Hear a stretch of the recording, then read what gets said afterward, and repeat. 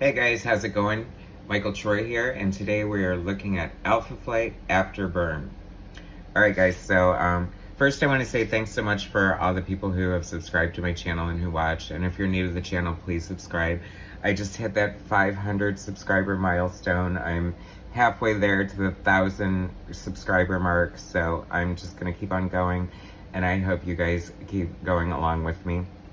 I have to say I'm a little surprised that I'm doing this video, the subject today, and I'm also more surprised about how excited I am by it, because I'm the biggest John Byrne fan and the biggest Alpha Flight fan, and I was devastated when he left the book after 28 issues. It's one of my favorite runs in comic book history. I kind of always joke that the book ended for me after issue 28, which I see now I'm a big hypocrite because I stayed in darn near till the bitter end. I think I'm probably only missing a couple of issues in the complete 120 issue run. So I thought, I love Mike Mignola. This is his early artwork. I didn't really like it at the time, and the biggest reason I didn't like it is because it wasn't John Byrne. So I'm gonna look at this with fresh new eyes, and hopefully we're gonna get glean some new insight and be more excited about the post-Byrne John Alpha Flight than I was. Who knows? I might wind up liking it better than the original. Haha, just kidding. That's not gonna happen. But anyway, so it was kind of very interesting at the time. John Byrne, Marvel said, look, we're going to do an Alpha Flight whether you want us to or not. So John Byrne is like, well, I better write it and draw it because they are his creations. He famously doesn't have a huge affection for the characters. He thinks of them as mostly throwaway foils for the X-Men that were basically created as just counterparts to go toe-to-toe with the X-Men and Alpha Flights. Fans really hate that about it, but whatever. I mean, it's so good anyway, so, I mean, if this is him not liking the book, he gave us gold. So let's get into it. So this is Byrne left Alpha Flight to take over the Hulk, something he wanted to do for a long time. He lasted there for 6 issues. I'm not sure. I think it might have been editorial differences that made him leave. But, and of course, you know, he went to Superman too, also. And so Mike Mignola and Bill Mantlo were the creative team on the Hulk. So in a strange, unprecedented move that I don't think had really been done before, at least, you know, celebrated the way it was at the time, they switched creative teams. John Byrne left to write and draw the Hulk, and Bill Mantlo came over to write Alpha Flight, along with penciler Mike Mignola, who famously didn't like to draw superhero comics. So, let's see what this is all about. So this is a great cover. I love Mike Mignola. I find his, I mean, you can definitely tell it's his early artwork. I mean, it's vastly different from what we would come to know on Hellboy, his, you know, creator-owned book that's been made into movies, is a huge franchise, and is easily one of the best comics out there. But, you know, he definitely already had a different kind of style. This doesn't look, I mean, of course there are certain things that look like traditional superhero art, but it's very different in a way. This page echoes the last page of Alpha Flight 28, where the Hulk is being brought through to give Sasquatch a new body. They don't know it's the Hulk at the time, and Sasquatch's body was trapped inside this mechanical box. So the first thing the Hulk does is destroy it, because of course Hulk smash, you know. So we're straight out the gate with a, you know, kind of an exciting concept going on here. Bill Mantlo is the writer. I love Bill Mantlo. He was very prolific, wrote tons of stuff for Marvel in the 70s and the 80s. He was involved in a car accident. He was hit by a car, which left him unable to work. Very sad story, but I like a lot of his stuff. Cloak and Dagger was one of my favorite books. I think he wrote a lot of Spider-Man, and I want to say Micronauts, just kind of all over the place. So Mike Mignola is the penciler. Jerry Teleak, probably saying that wrong, but close enough, guys. I don't think I could slaughter that one too much, is inking. Jim Novak lettering, Bob Sharon coloring, Carl Potts is the editor, and Jim Shooter is still the editor-in-chief. It's funny, I already noticed the flexographic. If you watched my previous Alpha Flight videos, you'll hear me complaining about when they switched to the flexographic printing process, which, I don't know, I guess it was cheaper, faster, supposedly better, but not so much. I mean, you can see a lot of, like, runs in the ink, and just, like, the colors are kind of bright and garish, and a lot of times they drop out. So this is fun. This is, like, giving us a 2-page spread. I mean, I also see there's certain backlash against flip-through comics because they say it spoils the comics and deters people from buying comic books. I kind of tend to disagree because or maybe some videos do that, but I like to bring an entire lifetime of comics reading, knowledge, and history with me, along with my opinions. Having dabbled and working in the industry, I feel like I somewhat know what I'm talking about.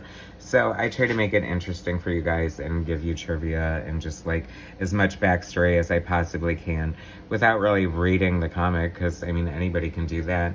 But if my doing this video is stopping you from stopping sales of a comic that was published in 1985, I sincerely apologize for that. But I think a lot of my videos, I love that when people comment that they like my enthusiasm for the books I look over. It reminds them of stuff. It shows them stuff that they never knew they had. And a lot of people wind up buying the crap on eBay or wherever, the trades or the omnibuses. So, hey, that's great. Oh my gosh, she's screaming Puck, and I thought it said something else when I turned the page. But there is a lot of superhero action going on here, so Mike Mignola must be hating himself right now. But it's so good. I feel like this is not the greatest inker for him, and I can't really tell. I wish I could see the pencils because I'd like to know how they were interpreted by the inker. I feel like I've read some stuff about Jerry Teleak not like being the best inker in the biz. I could be wrong. Maybe I need to find him on another artist.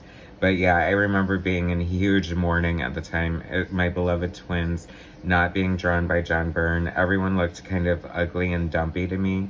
But, you know, Mike Mignola has that kind of like blocky, like almost like ancient art sort of Renaissance style. I mean, I know I'm probably not doing it justice, like saying it like that, but it's definitely, I feel like he leans more to a more traditional artistic style than a, you know, traditional comic book superhero style. So, which is great. I mean, I love, you know, all kinds of different artists. And I mean, look what Mike Mignola would become. I mean, he's easily, you know, he's one of those artists, like, you know, everybody just kind of loves and is in awe of the work that he's done.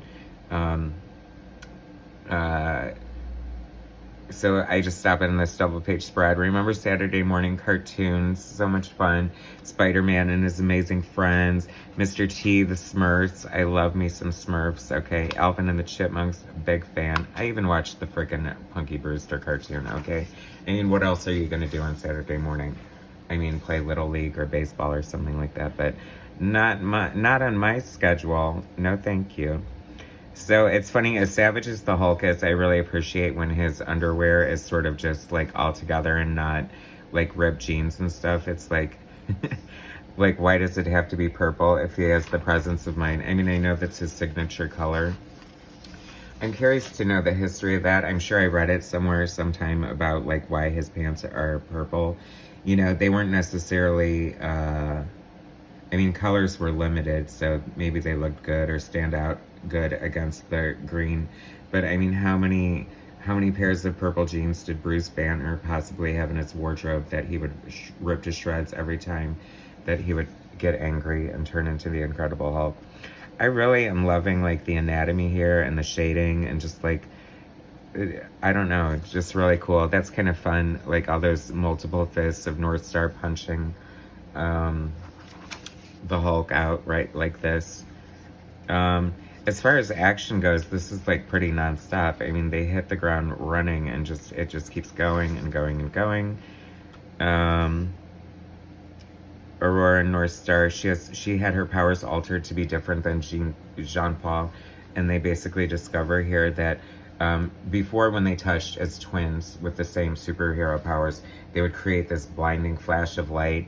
And now, unfortunately, now that they've been Aurora has been had her powers genetically altered, nothing happens when they touch each other now. That's kind of sad. Like, that made me sad. I hated to see them grow apart, and I think that they've had like ups and downs in their relationship. But I feel like, especially twins who grew up separated at birth and not really knowing each other's existence, which is ironic because I just watched this awesome documentary on Hulu called Three Identical Strangers or something like that, about these triplets who grew up separated, not even knowing each other's existence. And I don't want to spoil it for you in case you want to watch it, but it was really good, very interesting.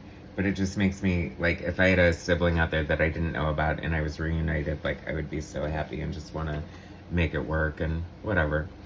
But, you know, one's a gay Olympic skier and the other one grew up in a nunnery, so I can see where they might clash a little bit.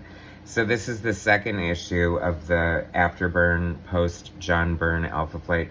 And I have to say, I love this cover already. This is so, like, punk rock of Mike Mignola. This kind of reminds me of, like, I don't know, my brother was into punk, and it kind of has that kind of flair and vibe to it for me. But a lot of heavy silhouettes and shadows, like, which I thought at the time thought was very lazy, but now I kind of get it, and I see what's going on here. And I kind of love these early covers. And this is the infamous Kirby Crackle, if you guys know what that is. It's like the series of clumps of dots. Some artists do it well, some not so much. But any artist worth his salt knows how to do it, in my opinion. So once again, we have Bill Mantlo, Mike Mignola, Gary Teleok, Jim Novak, and Bob Sharon on the creative team. And I don't really know what's going on here. I haven't read these in years. My sister just sent them to me from boxes in my dad's attics. Thank you, Kelly. Thank you so much for, you know, sending me these books so that I can do these reviews, as it were.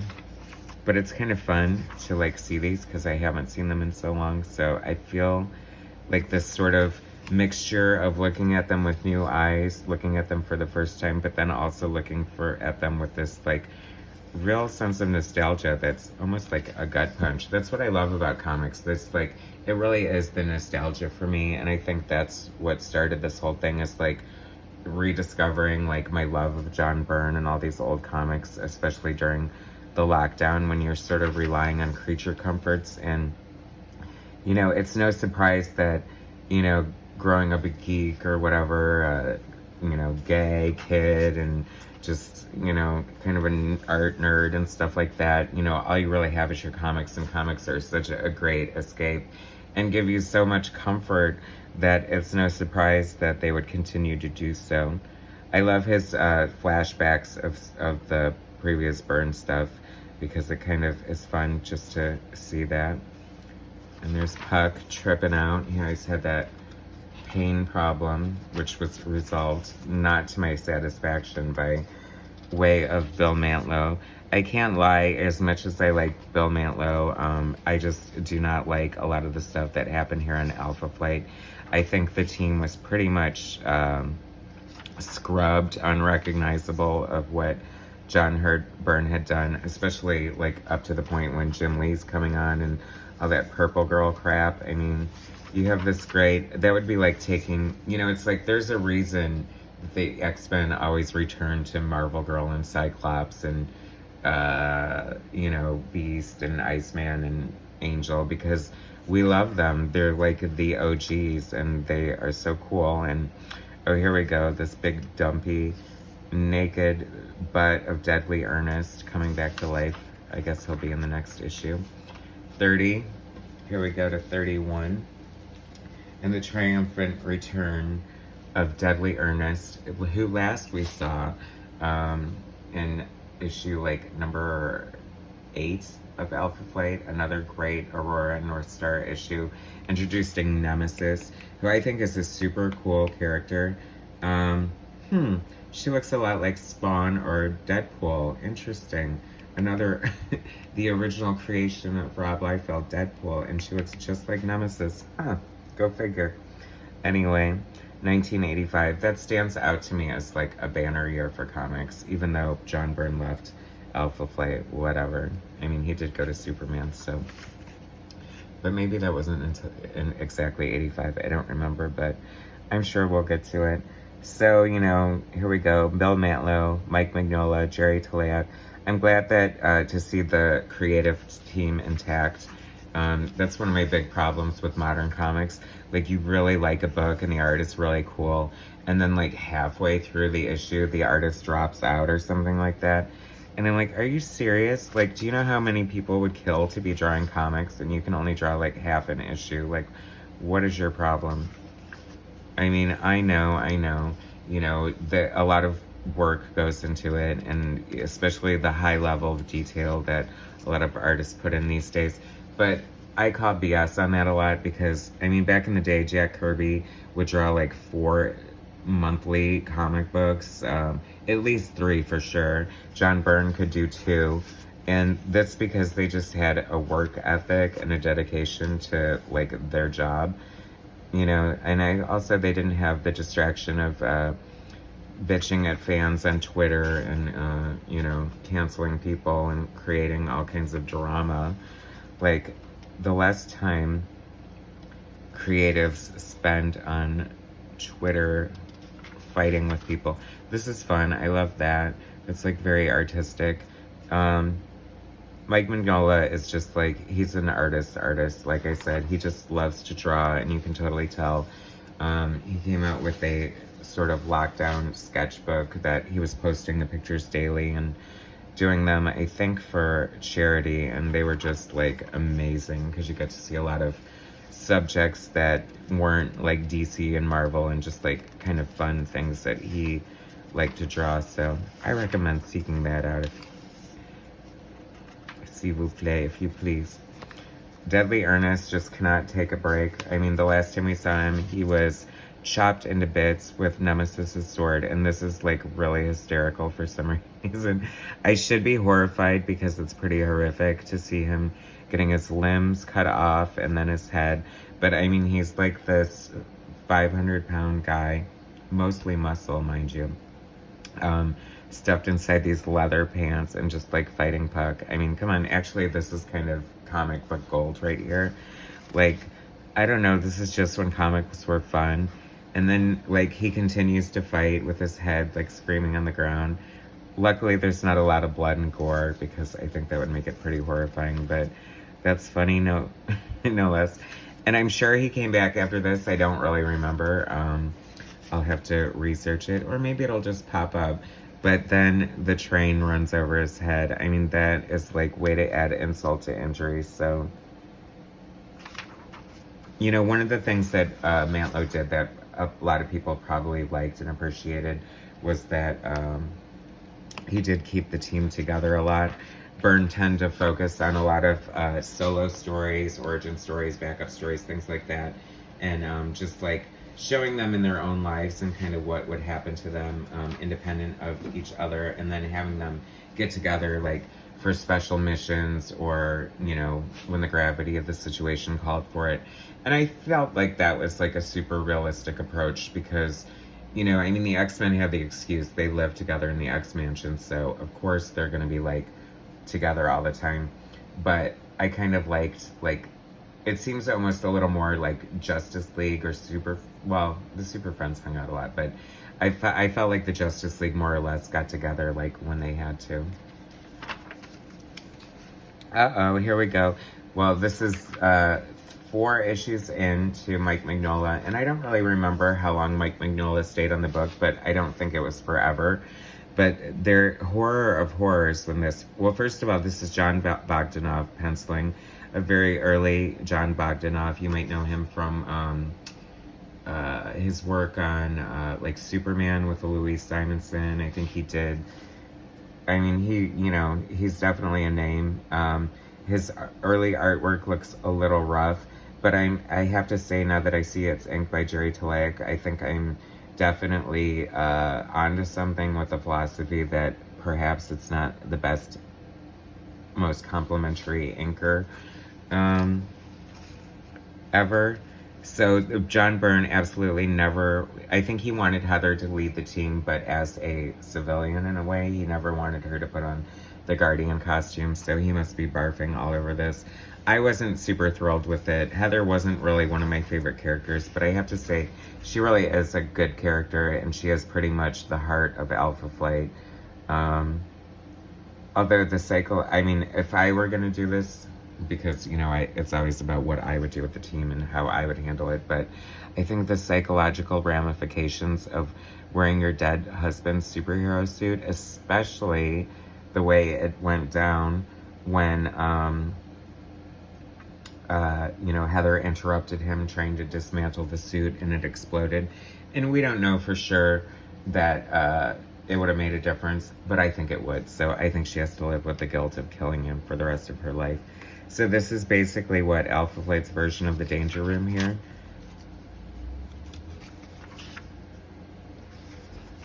I have to say it's very interesting because you can tell, you know, this doesn't look terribly different from what Mike Mignola was doing. And I think that's basically because of the inks, like I said. It kind of flows right into it. But, you know, after Burn, the whole point of this video, I don't know, it's just, it was so less exciting to see this type of art on the story compared to what we were getting with John Byrne. And I do like their mansion though. That's like I think that's Gilded Lily's mansion for some reason. And I did like that as their headquarters.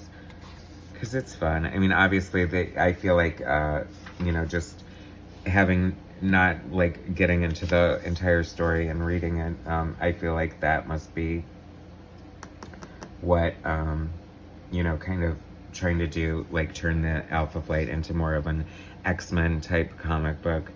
And here we have Box, one of the best designed characters. I love the character Box. I think his armor's so cool.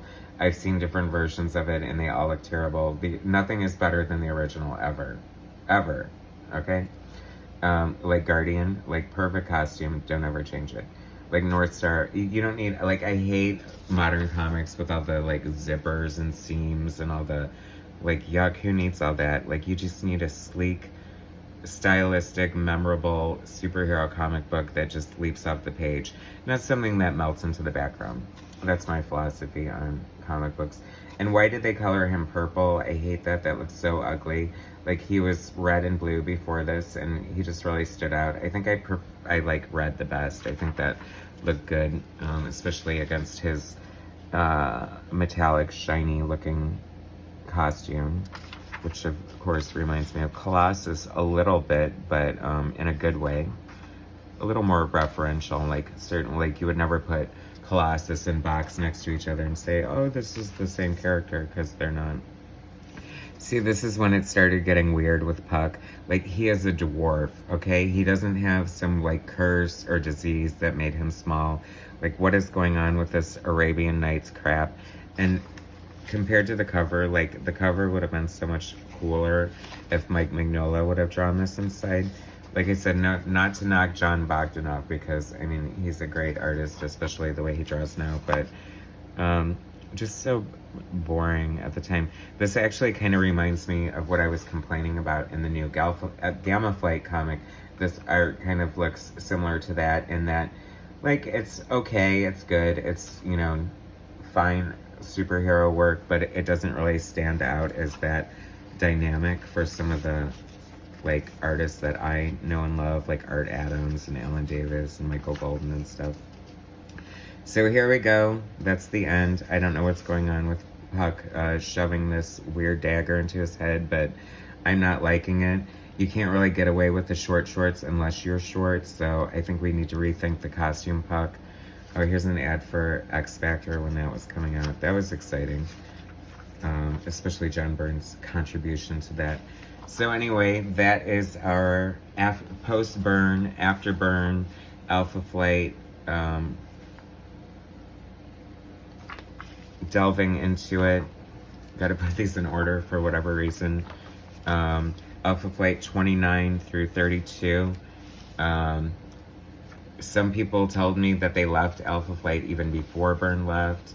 Some people continued on forever and loved Alpha Flight. I'd love to know in the compliments, or the compliments. Yes, please give me compliments in the comments, because I like when my fragile ego is stroked like that. But anyway, I would also like some comments on what you thought of, the big switcheroo. Did you like the Alpha Flight initially? Did you dislike it? Did you continue with the book? Did you, how do you feel about post-Byrne Alpha Flight? Thanks so much for watching. Please subscribe to my channel, hit like, share my content, and I'll bring you some more soon. Alright, thanks guys.